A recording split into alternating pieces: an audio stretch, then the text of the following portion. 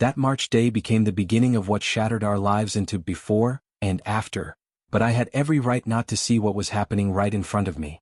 My name is Roy, and for 30 years I genuinely believed I knew my wife. 30 years? It feels like an eternity when you live with one person, when she knows how you like your coffee in the morning, how you yawn at a certain time in the evening, how you hate when she leaves the cabinet doors open. We brought Shadow, our black cat, into our home 5 years ago, and even he seemed to understand the truth about Dorothy better than I did. I'm Roy, 58 years old. I've been a bus driver for 34 years. Every day I transport people around Anchorage from one point to another. I know every street, every intersection, every turn by heart.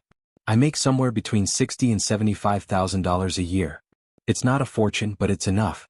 Our house sits in the suburbs of Anchorage, a modest 2-story building with a garage where I repair things. Dorothy often broke things there and I would fix them. Dorothy was a dietitian. She worked with various clients and I was always proud of her professionalism. She was 55 years old and had a reputation as someone who truly helped people change their health. People trusted her. I trusted her. We had one son, James. He was 24 at the time of all this. He had moved to Seattle to work for a technology company. We didn't see him often, but we always called each other. I cursed myself for not telling him everything sooner. It all started with ordinary things. The most ordinary things that people miss every day. In early March, Dorothy came home from work later than usual. She said she had additional consultations. Then there were these consultations at the airport. She had gotten a project to develop a healthy eating program for the aviation personnel at Anchorage Airport. It sounded logical. The airport was about 20 kilometers from our house. The drive there took 30 to 40 minutes depending on traffic.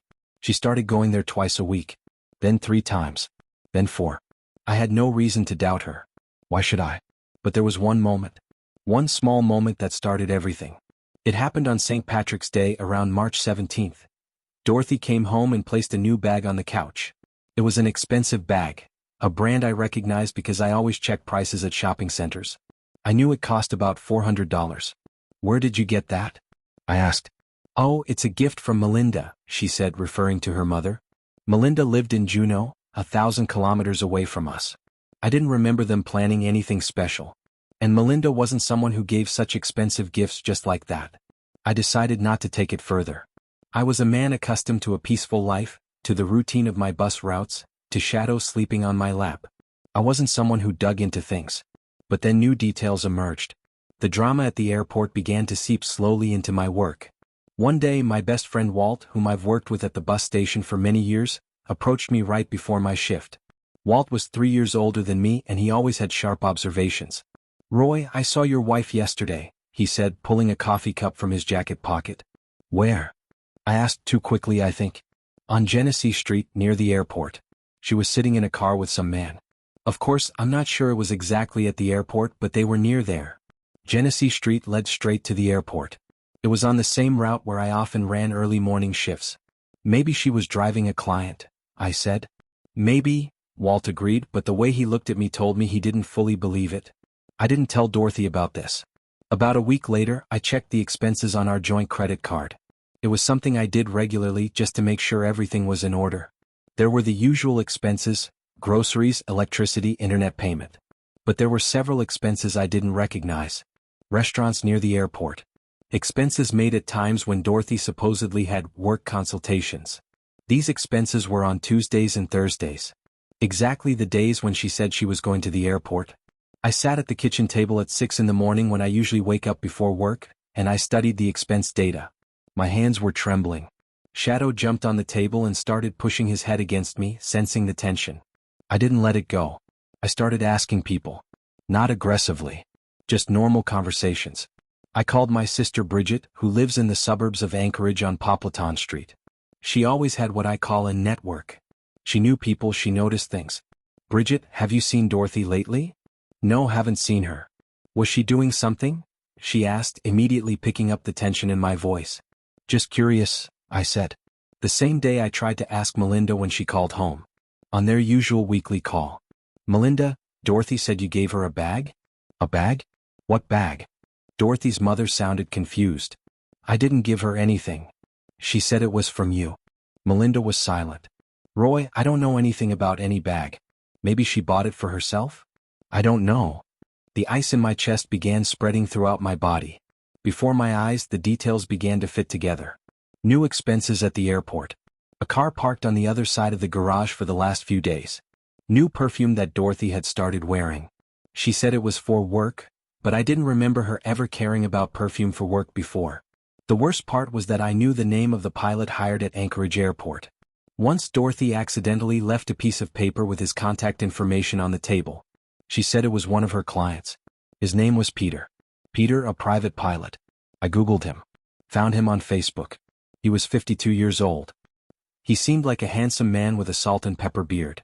His page had many photos of his plane with his friends, his smile on the deck of his aircraft, him holding his colleagues around their shoulders. In one photo, dated late February, was a dark-haired girl standing next to him in front of his plane, smiling widely.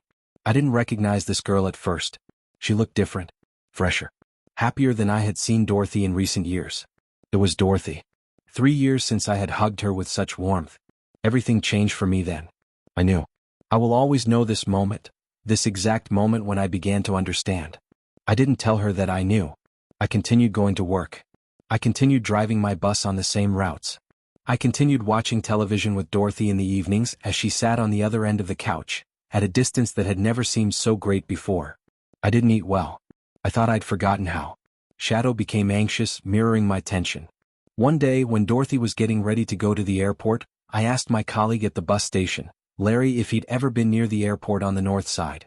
Sure, I go there pretty often, Larry said. Why? Just curious, I said. How far is it to the private terminal from the north side? Oh, it's about 5 minutes drive from there if you know where to park. It's right near the tennis center. Why are you asking? I thanked him and felt my ears ringing. I started going to the airport myself. Not with Dorothy. Just on my days off. I would park my car near the tennis center where Larry mentioned. I waited. I waited for 2 days. On the third day I saw it. Dorothy parked her car near the parking lot close to the private terminal. She got out of the car, and on her face was an expression I had never seen before. She looked alive. Like she was years ago when we first got married. Peter came out of the building and embraced her. Not like a client greeting a doctor. Like a man who knew every line on her face. They talked near his plane for about an hour. Then they walked to his car. I memorized where he parked, his license plate number. It was difficult because I wasn't the kind of person who spied. But I was a man who needed to know the truth. When Dorothy came home that day, she looked tired, sleepy, smelling of his cologne. She kissed me on the cheek as she often did, mechanically. How was your work? I asked. Oh, good.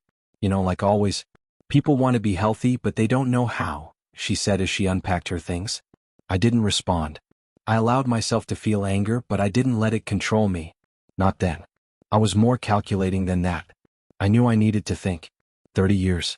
30 years of living together, sharing a bed, sharing dreams. And she was doing this with a private pilot, with a man who was not me. But I didn't want divorce like people normally decide on divorce. I didn't want a fight in court.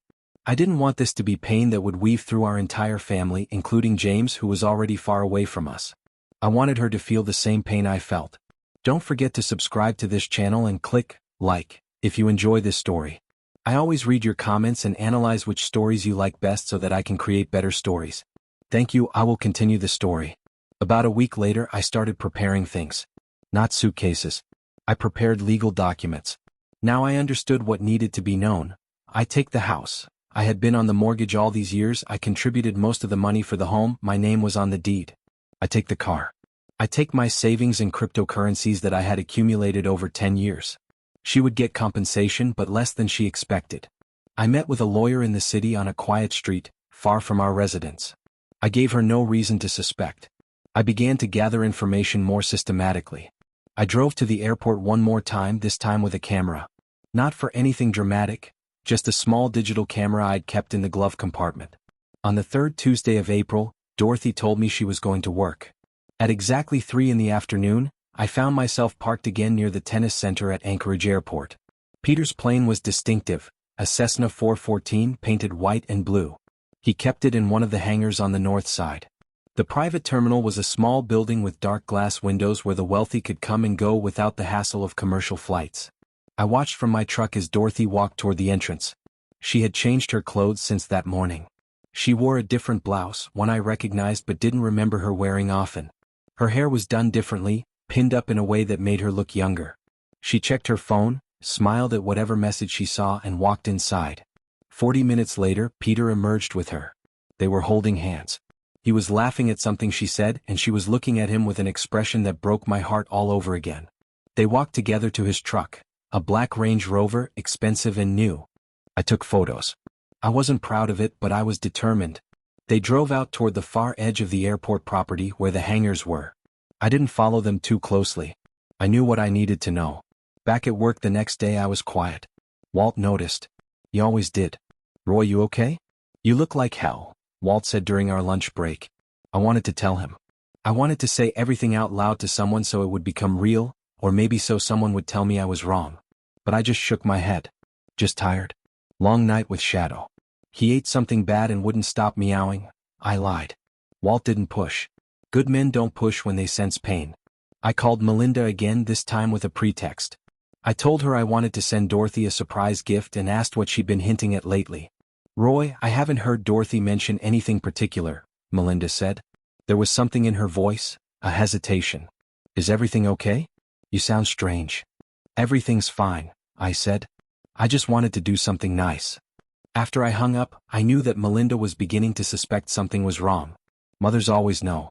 That evening, Dorothy came home at 7:30, exactly as she had the previous Thursday.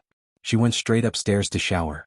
I sat in the living room with Shadow on my lap, feeling the weight of him, the only living being in the house who didn't lie to me. I thought about calling James but decided against it. He didn't need this burden yet. He had his life in Seattle, his job, his future. I didn't want my marriage falling apart to be the thing that dragged him back into childhood pain. Instead, I made a decision. I would present her with the truth and the consequences all at once. No arguments, no chance for her to manipulate or explain. Just facts and finality. One morning in early April, I woke up before Dorothy. I made coffee and sat at the kitchen table with all the documentation in front of me. The photographs. The credit card statements. Printed screenshots from Facebook, from his page where he had photos with her. The airline schedules that showed his frequent trips in and out of Anchorage. Everything. Shadow was sleeping on the windowsill, his black fur catching the early morning light. Outside, Anchorage was waking up. The mountains in the distance were still covered with snow from the long winter. Dorothy came downstairs at 7 in the morning, dressed in her work clothes, ready for another day of consultations. She was reaching for a coffee mug when I spoke. "I need to tell you something," I said.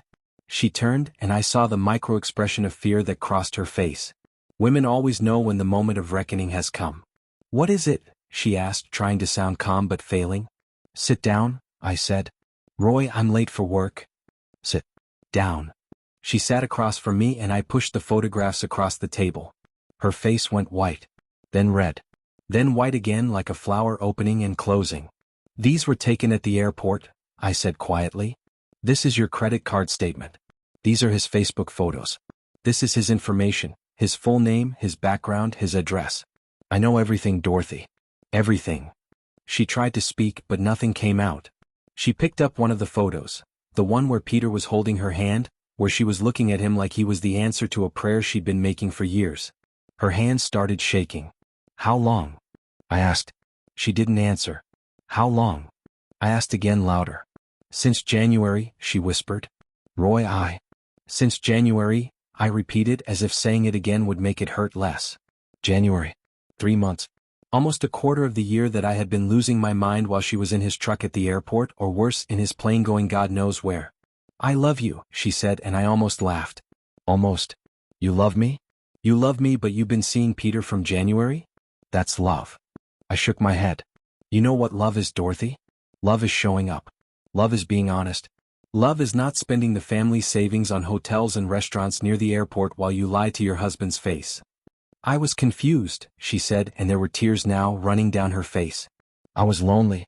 You were always at work, always tired, always—" "Don't," I said. "Don't you dare make this my fault.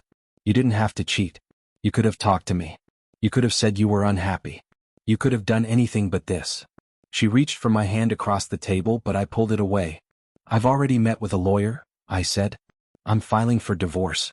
You'll receive the condo on 5th Avenue that belonged to your family, and I'm transferring $50,000 to your account.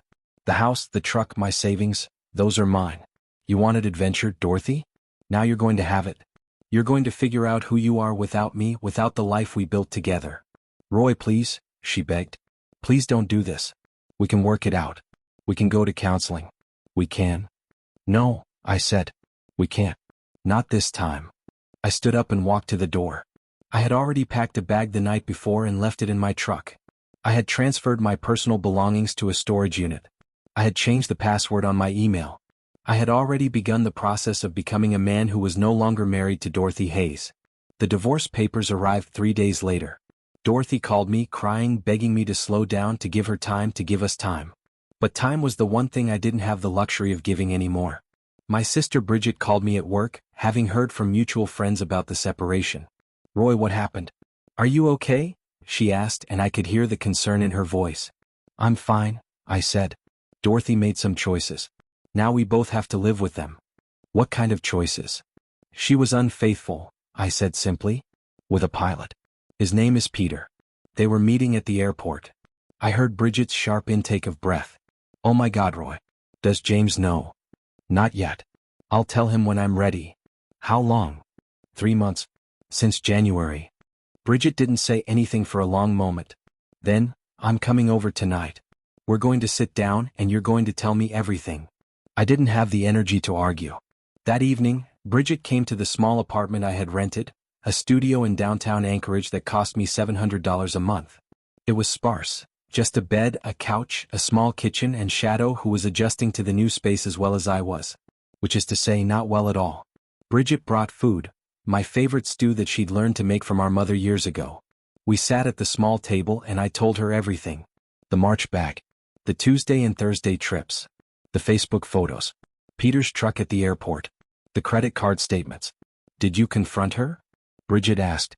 Yes. She said she was lonely. She said I was always at work, always tired. And what did you say? That loneliness is not an excuse to betray 30 years of marriage. Bridget reached across the table and held my hand. She didn't say it would get better, or that time heals all wounds, or any of the cliches people say when someone's world falls apart. She just sat with me in the silence. What happened next was something I hadn't anticipated, though perhaps I should have. Dorothy's professional reputation took a serious hit.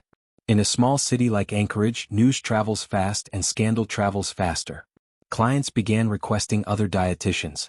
Word spread that she'd been cheating on her husband of 30 years, and for many people, especially those with traditional values, that was enough to make them uncomfortable continuing to see her. Within 2 months, she had lost nearly half her practice. Referrals dried up. The waiting list that once stretched for weeks became days, then hours. She tried to get new clients by applying to work for larger health clinics, but her reputation preceded her. Meanwhile, Peter's involvement didn't last as long as Dorothy's feelings for him. I found out through Walt, who heard it from someone at the airport, that Peter had already moved on to someone else. A younger woman he'd met on one of his flights to Seattle.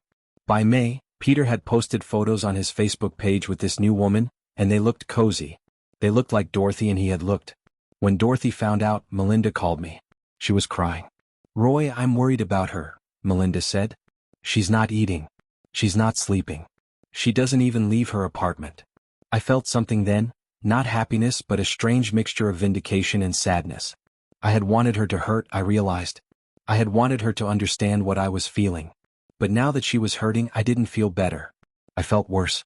She has a therapist, I said to Melinda. She needs to talk to someone professional. Will you talk to her? Melinda asked. Just once? Just to tell her you don't hate her? I don't hate her, I said, and I meant it. But I can't help her right now. She needs to help herself. The divorce was finalized in August. It was quick and relatively painless as these things go. Dorothy didn't fight the settlement. She didn't hire an expensive lawyer. She just signed everything I put in front of her and disappeared into her new life. I took the house. No, wait, let me correct that. I kept the house that had been our house. The mortgage had been in my name for 15 years. Dorothy had spent $500,000 worth of our combined equity on that house over the years, but the bank's record said it was mine. I had a right to it, my lawyer said, and Dorothy didn't have the strength or resources to argue. I sold the house 2 months later and bought a smaller one farther out of town near the mountains. It was quieter there. Fewer reminders of Dorothy and everything we built together. James called me on a Sunday in September, Melinda having finally told him what happened. Dad, why didn't you tell me? He asked, and I could hear the betrayal in his voice. Because it's not your burden, I said. Your mother made choices. I made choices. That's between us. But you're my parents. Your divorce is my business. Your mother is still your mother, I said. And I'm still your father. That doesn't change. What changes is the living arrangement. Have you talked to her since the divorce? No, I said. I haven't. Don't you think you should? I didn't have a good answer to that. What I hadn't anticipated was that revenge, even when it's justified and legal and technically sound, doesn't actually feel the way you think it will. I had Dorothy sign over the properties we'd discussed. I had one. I had the house, the truck, the savings. She had an apartment that her mother helped her rent and a practice that was slowly rebuilding itself from the ashes. But every morning when I woke up in my new house, I felt empty. I would make coffee and sit on the back porch, looking out at the mountains, and I would think about Dorothy in her small apartment across town, doing whatever it was she was doing to get through the day. I would wonder if she thought about me, if she regretted it, if she ever thought about the 30 years we had before Peter. Shadow would sit next to me and I'd stroke his black fur, and I'd realize that I had accomplished my revenge, but I had done it at the expense of my own peace. By November, I heard through Bridget that Dorothy had started volunteering at a community center, helping people who struggled with food addiction and body image issues. She was using her credentials and her pain to help others. She was slowly building a new life. I didn't know if it was redemption or just survival, but it was something. Walt came over one evening in December with a case of beer, and we sat in my garage while I worked on fixing an old toolbox. You good? He asked me. I'm working on it, I said. Dorothy called the station looking for you. My hands stopped moving. What did she say? Nothing much. Just asked if I'd seen you around. I told her you were doing okay. She said she was glad. I didn't respond. You ever think about talking to her? Walt asked. I think about it, I admitted. But I don't know what I would say. Maybe just that you're sorry? Walt suggested. Not for the divorce, but for how it all happened. I'm not sorry for the divorce, I said firmly. No, Walt agreed. But you might be sorry for some of the other stuff. People usually are, eventually. The truth is, surviving betrayal is harder than people think. It's not like the movies where the wrong person gets to be cold and distant and victorious. It's much messier than that. I found myself thinking about Dorothy at strange times. I'd be driving home from work and remember something she said about a client, or I'd see a woman at the grocery store who wore the same perfume Dorothy used to wear, and I'd feel that sick, familiar twisting in my stomach. I started going to therapy in January. A woman named Dr. Chin who specialized in infidelity trauma. She asked me what I wanted from the experience. I don't know, I said. Justice, I guess? Peace. And have you got either of those things? Dr. Chin asked. I got what I thought was justice, I said. The divorce was in my favor. She lost her practice, her reputation, her lover. And Peter moved on to someone else, which seemed fitting. Do you feel peaceful? Dr. Chin asked. I didn't answer for a long time. No, I finally said. I feel alone. Of course you do, Dr. Chin said. You were married for 30 years. Even when it ended badly, that's still 30 years of your life. You can't just erase that and feel fine. So what do I do? You grieve, Dr. Chin said. Not for Dorothy necessarily. For the marriage you thought you had. For the future you thought you were going to have. For the 30 years that you can't get back. In February, I received a letter in the mail. It was handwritten in Dorothy's familiar handwriting, on cream-colored stationery. Dear Roy, I don't know if you'll read this. I don't know if you'll throw it away or burn it or just ignore it. But I needed to write it anyway. I want you to know that I'm not asking for forgiveness. I know I'm not entitled to that. I know I destroyed something that took 30 years to build, and I did it carelessly and selfishly. I can't explain why I did it in a way that would make sense to you because it doesn't make sense to me either. I think I was afraid of getting older. I think I was afraid that I was becoming invisible to you, to the world, to myself. And when Peter made me feel seen again, even if it was for all the wrong reasons, I took it. That doesn't excuse anything. But I wanted you to understand. I've lost so much, my practice, my reputation, my self-respect. And I lost you, which is the worst thing of all because I had no one to blame but myself. I'm trying to build something new, something better. I'm working with people who have eating disorders and image issues. I'm trying to use my knowledge and my mistakes to help others not make the same ones I did. I don't expect this to matter to you. I don't expect you to care about what I'm doing with my life now. But I wanted you to know that I'm trying. I was wrong. I was wrong about Peter, I was wrong about myself, and I was wrong about how I treated you. I hope you're well. I hope Shadow is doing okay. I hope you find peace. With regret, Dorothy. I read the letter 3 times and then I sat in my living room with Shadow on my lap and I cried. Not because I forgave her, but because I realized that I didn't hate her anymore and that forgiveness, when it came, if it came, would be something I gave myself, not something I gave to her. Thank you for watching this video. YouTube may no longer suggest my channel to you, so subscribe to it to receive new interesting stories. You will also help the channel grow and improve the quality of its content. The screen now displays a playlist with other interesting stories that you can listen to. You can also write in the comments what stories you would like to see on the channel.